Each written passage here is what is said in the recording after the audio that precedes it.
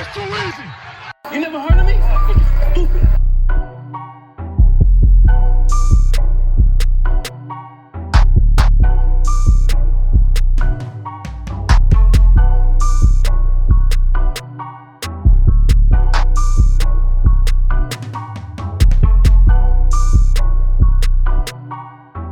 Y'all ready? Yeah. All right.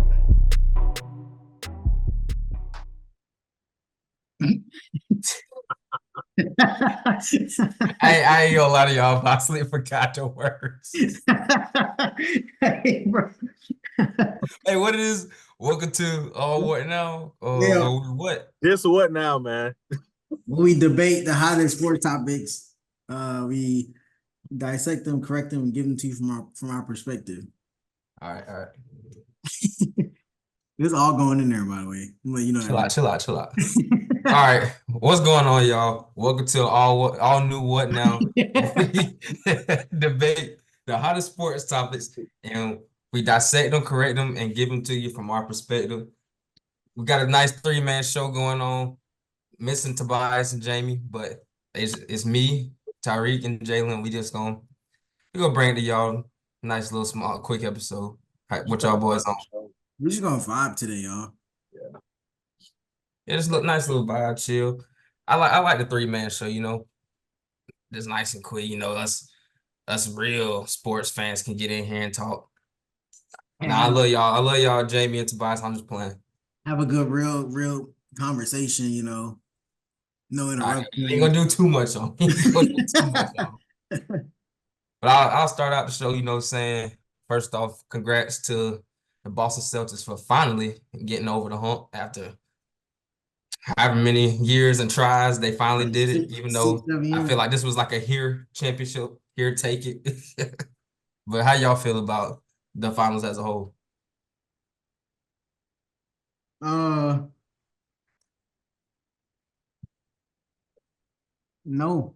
nothing.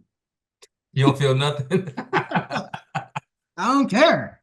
The boy said no AD, no care. Exactly. Like, who cares, right? Like, really. Nah, but I'm happy I'm happy for them. I'm good. I said they was gonna win in 6. They won in 5, so I was over the curve, if that makes sense. But no, I'm happy for Jaylen Brown. I mean, Yeah, all of them, but like Jaylen Brown for sure. I don't think he got enough credit, like just the past few years, until maybe recently he got a little more credit. But I think now with the finals MVP and the conference finals MVP, I think people actually start like understanding that he's like that for real. And Georgia boy, and I saw today on First Take, Stephen A. he at the beginning of the segment, he said he was a top 15 player. And then he goes, wait, he's a champion now. I might have to put him in the top 5. Can't like come on, like, all right. Normal people, how are we going to do this assessment? Because what he said was crazy. Yeah, like I mean, top 15 is probably even a argument. I mean, I could see. I would have to go through the list, but like top 5 is crazy. That's crazy. I'm talking about it just because finals MVP, conference finals MVP, like in a couple of years, they would look at it and be like, why would he consider that back then? But as of in the present, from what we see, nah. Not yet, at least. You taking Jaylen Brown over Shea? No. At this moment, I would say no because I would rather build my team around Shea than JB. Shea just better than him, bro. Shea just better than him. That's just what it is. I ain't gonna lie. He is an overall better player, but no, I think that dog carried JB a little. Like he carried him to new heights. Like every year, he just willing to do more. Shea is better, yeah, but I think Jaylen Brown's more overall because you got to include if you include defense, Jaylen Brown's better defender. Exactly. And I still want to say Shea is better than me personally, but I can see the argument. I always believe that if Jaylen Brown got the shots that Jason Tatum got, he would average more. He would be averaging what Jason Tatum is usually averaging. He definitely played. He definitely outplayed himself.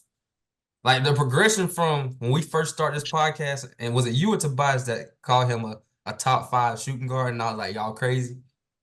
The Uh, progression from that moment to now has been, I I gotta think give it to him. I ain't got he was a nothing top negative five. to say. He was a top 5 guard at that time, though, or shooting At guard the at that time, time. because I think the argument was him or James Harden, and I was like, y'all tripping. But yeah, I and mean, then James Harden folded on you. I'm talking about literally the next week. You had to wave the white flag. And now like he just keep getting better every year. So But I will say, Jason Tatum, I do like that when he wasn't shooting well, he was passing, which I haven't seen from his game until the finals. Like Pat, he was doing very good at passing the ball, which was good. Because that was really their biggest thing. They never really had a point guard, to be honest. So if he could have been doing that from the start, he probably would have won 3 championships by now. really, that's a problem with having like wings being like your best ball handlers and stuff like that. It's like because they can do they can be a playmaker, but they don't really want to because they want to score. Yeah, I think Drew helped with that a little bit. Like he was able to slow down the pace a little more because like Marcus Smart was there, but Marcus Smart wasn't a ball handler really. He was a defending guard. A short a short point guard. That's why he played the position. Yeah, but what are y'all thoughts on the finals in general I think or the Celtics? I guess. Let me go I back. think I think it. I don't. Did we talk about this about how much it means for like? Yeah, we did talk about this. The individual players. I think everything that we said originally kind of just came to fruition. Everybody is, I guess, validated, and I guess maybe not so much Jason Tatum though, just because he didn't play like himself in the finals. To what we typically are used to seeing from him. So maybe he still has a little bit more to prove, but I think everybody else kind of just proved himself. I think Drew proved himself for sure. I think Jaylen Brown for sure proved himself in that big contract he signed. Um, I think Joe Mazzulla actually proved that he was like a good coach. I know a lot of people like questioned him a lot, but because Udoka got him to the finals, 2 years ago? Yeah. And then Missoula got him right back, and then actually finally got him over the hump. So I think I'm happy that I don't know if we're in an era yet, a new era, but like a real team building type of thing. I I hope that we are, but I don't know if I'm ready to say that. But I like I don't said, I think hope. I don't think we will be until all the older stars retire. Because they're gonna keep switching. Like No, I don't know. Paul George not gonna be on the Clippers next year. You never know with Harden. KD might not be on the Suns next year. Until they retire, it's still gonna be that same switch team mentality, I think. I mean, they can do the switch teams, but first off, all them boys old. They got to win too, though. Basketball That's the old. thing. They have to actually win. Mhm. And two, as we saw the hot teams in the playoffs were the team building teams. Celtics, Thunder, Minnesota, Denver. Yeah. Those are the I mean, teams. the Mavs are like that too. I mean, they got Kyrie, but like that's the only person that really got out of that wasn't really drafted. Right. Even though they try to play top heavy by relying on just Luka and Kyrie. No, I Like that's think what the point I was about to I mean, make with. offensively, but they had to though. no, I think the I mean, Mavs. they have to, but like that's where the team thing comes in I think because the Mavs. Go ahead. I'm sorry. Go ahead. are you good? That's where the team thing come in because as you saw, especially last night, the Celtics, Tatum and Brown both start off cold, and it didn't even matter. Like no other team with 2 superstars can say that or do that. I So feel like that's why I feel like the team era is already here. But I feel like the Mavs didn't even, they're not really a team. They're not like a built from the draft team. They were a team that were kind of just rambling. And then they got Luca, and Luca just became a star. So if you want to say built from the draft because it got Luca, like Tim Hardaway wasn't drafted by them and like all that. They had Chris Tapps, they had all these players come in and out. Jalen Well, Brunson. I wouldn't say that I think in order to be a good team, took him over. like a good full team, they have to all be drafted there. Like that Warriors thing, like we ain't gonna see that all the time. So like what I mean with the team is like that you don't rely, like if your best player or best two players don't have their game that night, you can still win. Like that's what I mean. Like full like team basketball era. Like they were comparing the Celtics to like the Pistons or like the '04 Pistons. Like seeing stuff like that, I think that's here. Yeah. And I think it even started even last year, or shoot, you can really say with the Bucks, because most of the Bucks team was pretty much, they went through that process of like you drafted your star or your best player or best two players, and well, Middleton wasn't drafted there, but he went there young. But basically just build your team up, and then you finally got over the hump. Denver, we already know how Denver is. And then we had the Warriors, of course, again, with the same core, and then this year. So hopefully we get like a more natural type of thing going. Yeah, yeah. More of that. No more super teams. No more this star. Like I don't I can see one star. Go ahead. I don't hate super teams. I don't hate not like OD super teams like KD Warriors. We don't need those kind of things. Mhm. But like stars on teams, maybe like I don't know, like Jason Tatum and Jaylen Brown, like those caliber of players, Right. talent together would any more than that's probably like I don't know if I really Well, did. see, like I got a good example. Like, say the Sixers go get Paul George.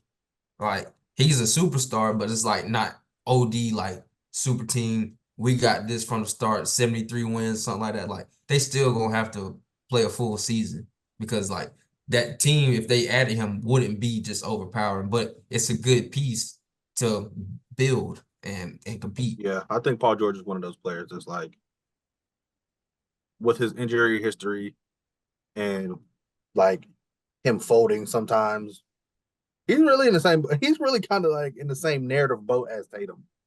Like nobody really take him seriously. But yeah, I agree with you. If he went to the Sixers, I don't think it would be OD, because I mean, again, their core is still there, other than Ben Simmons got out of there. But I mean, their core is basically the same. So what do y'all, Y'all, what you about to say?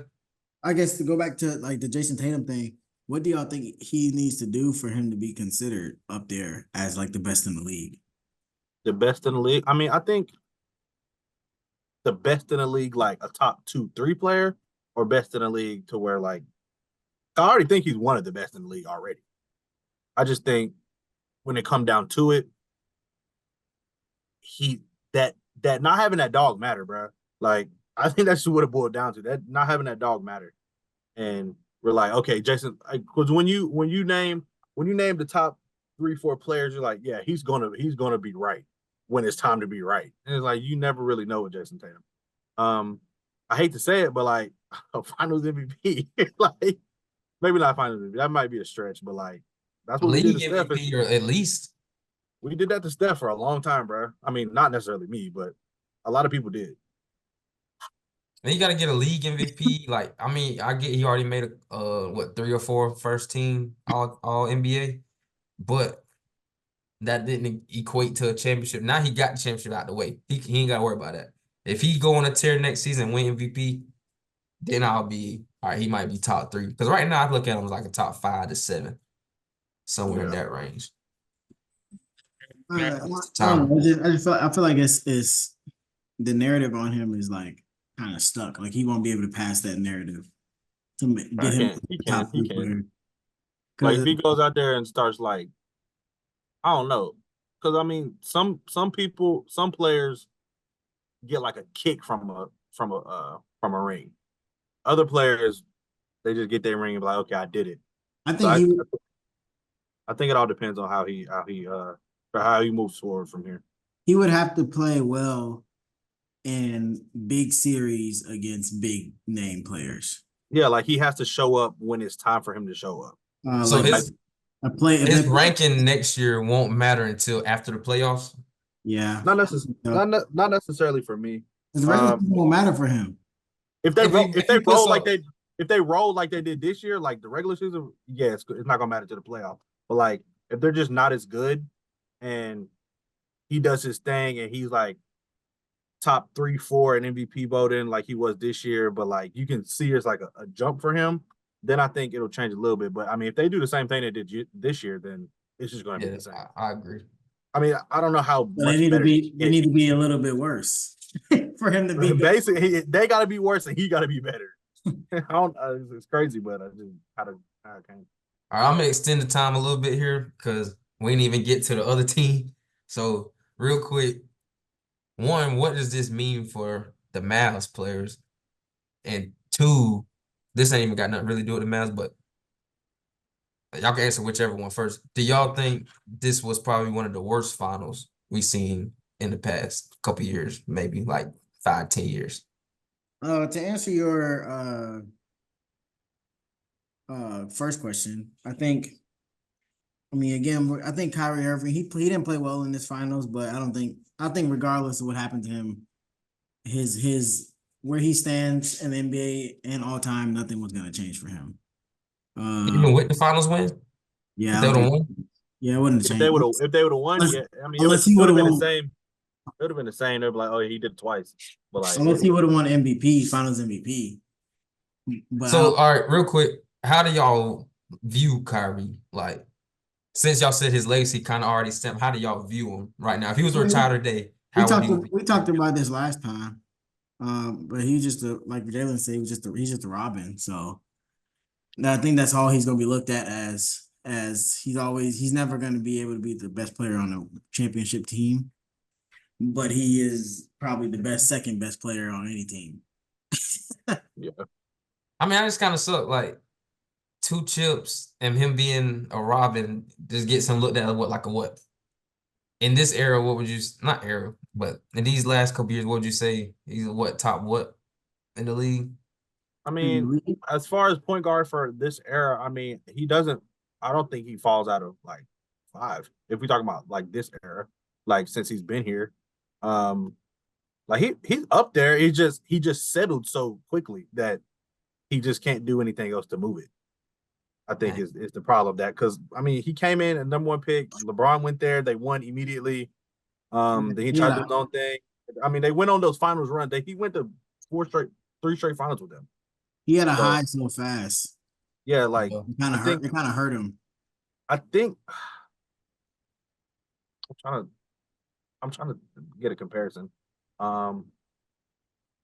First person I can't. Nah, I was about to say AD, but AD just won.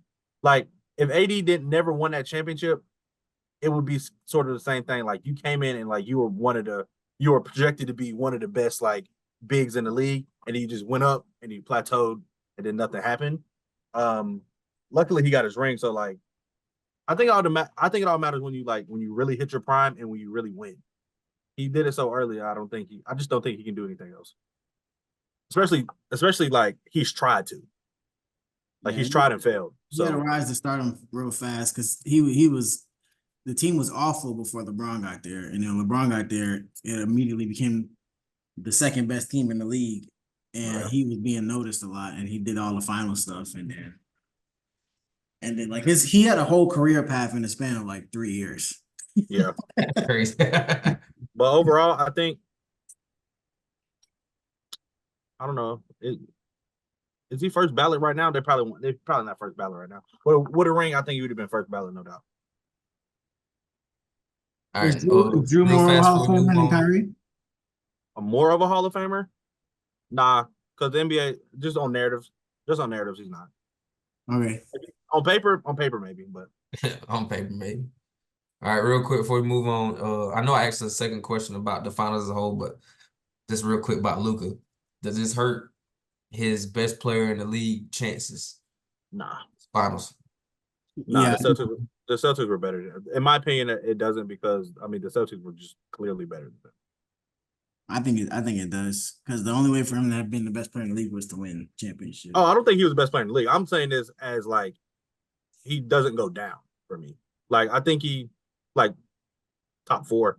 I don't think he goes any lower than that though. You don't think he top 2? He said best player in the league. I don't think he's the best player in the league. That was where my answer was going. I don't think he's the best player in the league regardless. You don't think he top 2? I would probably say top three on a bad day, two on a good day, but he's not number one. I see that. And he is only 25, so he got plenty of time. Well, I don't know. He did go pro 10 years ago, so he I mean, might. he's in basketball age. He's a vet, I guess, but Yeah, age that's wise, what I'm saying. Like most NBA players when they 15, they freshman in high school. Like he been pro, so like I wonder if that's gonna like affect him as he gets older. But we'll see. We're gonna move on, but I did see a tweet that said this year's finals had the least oral of any finals, and that's how I feel because I ain't gonna lie, this was the most uninteresting finals that I can remember. Nobody likes a blowout though. Like if it went to 7, it would be way more interesting, and everybody was playing how we expected them to play. Like I mean, because we were all excited for it, but it just happened to be really one sided. The playoffs peaked with that Timberwolves and Nuggets series. Yeah, for sure. That was a highlight. For sure. Because the Nuggets as the juggernaut, so it was like, can anybody beat them? And so I mean, they were a juggernaut, but remember, a couple of us were like, they've been here multiple times, well, not the finals, but Eastern Conference and finals kind of collectively, and they ain't done nothing. So that's why I picked the Mavs to win because I was like, they hot, so no, they might can. can. Nuggets. Oh, I thought you were talking about something. My fault. But I think it's like my tweet said that you had liked, man. I think it's just we had so much. The NBA counted so much on Steph and LeBron that now when those two are not really a part of it anymore, like neither one of them really had a real shot this year. I feel like if the Lakers would have beat the Nuggets, they would have had a shot. But because they had to face the Nuggets, they had no real shot. But they focused too much on them two, and they didn't bring up anybody else along the way. And Ant crashed out. Yeah, I was just about to say he could have been the one to bring the ratings back up. Ant. Yeah, and then I think last year or the last couple of years was Ja, but then Ja did it to himself. But so and I think that's kind of just what happened. Then there were no narratives going back into that basketball. NBA is fed off of narratives. There are no narratives going into this finals outside of maybe Kyrie going back to Boston. Yeah, but that's all. He didn't play into it, so nobody at the end nobody really cared. If he would have played into it a little more, it would have been more. He should have been on his villain stuff. He might would have played a little better. Yeah, that was weak. I ain't gonna lie, but we ain't gonna hold up the time too much on this topic. But we gonna stay in basketball. I know everybody been seeing last couple months the whole Caitlyn Clark discourse. Angel Reese kind of added herself to it. So, how y'all feel about the quote unquote beef between them, and also the basketball side, how they're actually impacting the league? I wanna be a fan of Angel Reese so bad, but she is I swear, dog. I swear. Like, what are you doing like that? Because it's weird because Caitlyn Clark is not paying you no attention. Zero. But Angel like Reese not one bad tweet, not. Angel Reese is a great player. All this stuff I'm talking about. Like even if she's lying every time at the podium, you're saying the right things. Yeah, leave it on the basketball court. She talking about after she hit Caitlyn Clark that flagrant foul. She said something like a jab at her. I forgot exactly what did she say. Because she said something. It wasn't a flagrant. The refs only somebody gets a special whistle. Yeah, special whistle. There you go. Hit her in the head. Yeah, like come on, I'm talking. Her head was like that. I'm like, and then Caitlyn Clark, all she said was basketball. I was just focused on my 2 free throws. It's like exactly. I mean, Angel Reese, you can't be a villain without. It's like it's weird. It's like I was telling Jalen the other day. She said she wanted to be the villain, but then now that she became the villain, she want to act like she don't want to be the villain no more. It's weird. Because she's seeing how like she tried to embrace being a villain, but now she's seeing how that's getting perceived. So she's like, all right, let me chill out. But I still don't like her over there. And she ain't the only one doing this stuff for the league. I'll say it, bro. She's being a hater. She's being a hater. Like real saying let's just say we're all out. And me and Malin, we had the same accomplishment. We do the same accomplishment. We both get a raise, a promotion at the same job. And somebody comes up to me, is like, Jalen, you did everything right, you're doing great. And Malin's like, well, I did that too, right? That's hate. Exactly. That is Exactly. hate, bro. That is literally hate. Like, if nobody asks you that, we don't care. Yeah, like it's very obvious that you're a part of it. To keep having to tell people is a sign. it's affecting you. It's offending you, and that just seems insecure. Like, it just seems super Like, very. insecure. Like, we get it. Like, we get it. And like, another thing is, I was telling Reek this the other day. Your game is ugly. Like, your game is ugly. Like, of course you're not going to get the same kind of praise as somebody who's shooting for 40 as a woman. Like, you're just not going to. And it's like, it comes with the territory. I don't understand why she doesn't get that part of it.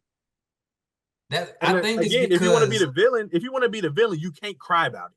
You can't cry about, like, not getting your way in the media or the narrative. Like, if you want to be the villain, you gotta embrace villainism. Yeah. Like, I think I know why she ain't getting it. And I mean, I could be way off with this, but obviously her and Caitlyn Clark have two very different fandoms. Very different. And I think since Angel's on social media a lot, she sees what her fans talk about. And that's what she's buying into. Because people who are, especially women who are Angel Reese fans, the only thing they bring up when it comes to her versus Caitlyn Clark. And I think she's seeing that and she's buying into it. Because she's letting it like they're not seeing the actual why men are watching it. They think we just like to see the little white girl running around and shoot. No, that's not what it is. If it was a black woman doing what Caitlyn Clark's doing, we'd be just as big on her, but there's not. If there was a That's black not our counterpart, problem. if there was like a black Caitlyn Clark, I promise you, nobody would care about Caitlyn Clark. Exactly. Like, This is basketball. At the end of the day, this is basketball we're talking about. Yeah, this is basketball. Yeah, you're right about that. So that and I think she's seeing that, she's feeding into it, and I feel like she's trying to be an advocate for the black women. And this just ain't the right space. It's not the place. It's not the place for it, bro. It's not necessary. Because the crazy thing is, and we can say it now, the women, like we already been saying, the women don't even like them. It's the men are the ones sticking up for y'all. We the one bringing the discussion to Twitter X and TikTok. The men bringing the discussion. The men bringing the breakdown videos. Actually watching women's basketball now. But every day, at least one tweet about how Angel Reese either not getting treated right or Caitlyn Clark getting treated too good, whatever it is. And I think she cares. It seems like she cares more about fame and clout than basketball in a way. Like, again, I be saying I see more pictures of her in dresses or her outfits rather than basketball pictures. Exactly. Which is not, that doesn't tell me anything. But when I see all of that and then I see her with all the celebrities and talking about non-basketball related Caitlyn Clark stuff, it's like weird. Like, she's not the only one that's changing the game. Like, you're not even she's not even talking about her game. At least say she can't shoot or something like that. Like, yes, you are bringing a bunch of fans to the game. It's obvious, but like, you don't have to say that. we got 10 minutes. Oh yeah. Just to round it out. On the basketball side, at least, I will say Angel has been improving. She's averaged a double-double. Her field goal percentage has been getting better. But she, like Jalen said, her game is just ugly. Like, nobody want to watch you somewhat back down in the paint and just throw up a layup. And rebound, bro. Like, like, your layup's not even like looking like real layups. Like, you just throwing it up there and then going in. And I ain't trying to take away from her basketball game, but like watching highlights and stuff is like, it's not something I would want to watch and be like, oh, look at that game. That's so smooth, like something like that. No. Yeah, she gotta get it together. But apparently Angel Reese is leading Caitlyn Clark in the rookie of the year race. So yeah, I think that'll change. Cause I think Caitlyn Clark is playing better than she was at the beginning of the season. Yeah, and they on pace to make the playoffs. So the discussion if they make the playoffs, #1 pick to the playoffs. Oh man, I'm sorry. That's just gonna help Caitlyn in too many ways. Yeah. All right, let's go ahead. We only got like 8 minutes left. All right. Real quick, we can round it out with, I think, everybody's favorite sport, almost. Not everybody, but majority. All right. Even though it's only June, Mr. Chris Sims dropped his 2024 top quarterback countdown. He put 40 quarterbacks, so that includes rookies and I think maybe a bench player too. Backups. We're not going all 40. I'll name the top 10 and then I'll name some notable ones who I think shouldn't be where they are. All right, number 1, no surprise, Patrick Mahomes. 2, Josh Allen. 3, Joe Burrow. 4, Lamar Jackson. 5, Matthew Stafford. 6, Justin Herbert. 7, CJ Stroud. 8, Dak Prescott. 9, Jalen Hurts. And 10, Jared Goff. Notables that I think are a little low. Brock Purdy and Tua are respectively at 17 and 18. I feel like that's a little low for both of them. And Trevor Lawrence and Kirk Cousins are 11 and 12, which I think that's a little high. But that's just a couple on the outside. But what do y'all think about the top 10? Where was Stafford at? Stafford, yeah, 5. Well, obviously, you know where I have to begin. I don't understand how you still don't have Lamar at number 2. At least for like just right now. Because what has Joe Burrow done?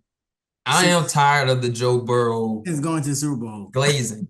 Because it don't make no sense. He has not played at that level in almost 2 years.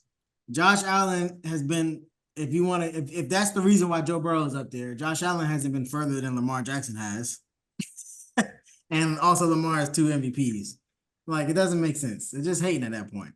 But well, it was somebody else I was going to talk about. I forgot. I already know who you're going to talk about.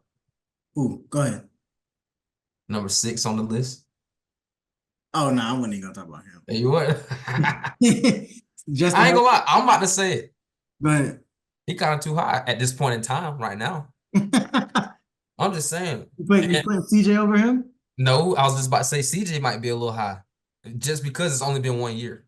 Mm-hmm. Like, he could fall off a cliff. I don't think he will. Again, he could very well fall off a cliff. Again, I like CJ, but his hype is based off of his expectations from the beginning of last year. Yeah, nobody expected Texans to do anything. Yeah, that's what it is for him.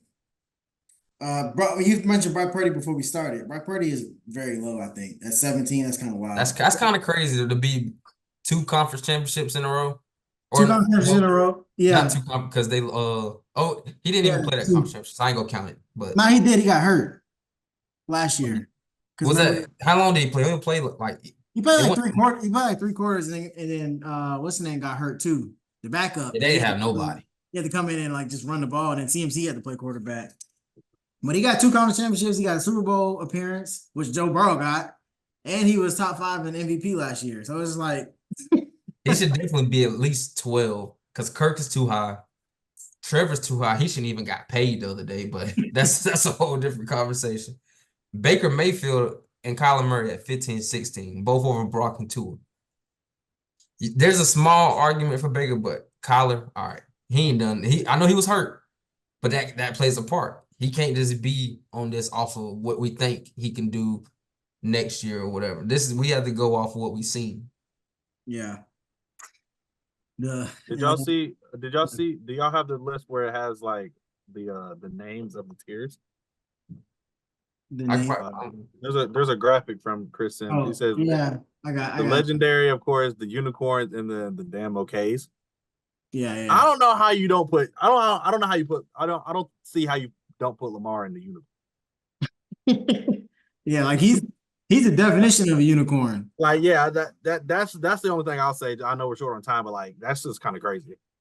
Yeah, like him, Lamar, and Josh Allen and Patrick should only be the 3 unicorns in the whole league because those are the ones that do stuff that nobody else can.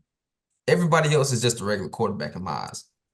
Now, there's some better than others, but that's what I've been wanting to say to people. Cam Newton got everybody head messed up with that game manager thing and game changer. There's only 3 game changers in the league, and a game changer is somebody who has a physical ability that can put them over the top that nobody else has. Josh Allen, Lamar. Patrick is only a game changer because like he does stuff we never seen And mentally, physically, speaking whatever. of that, with Burrow, when his backup came in, he played better than Burrow did last year. I ain't never want to say that, but I felt that way He too. did.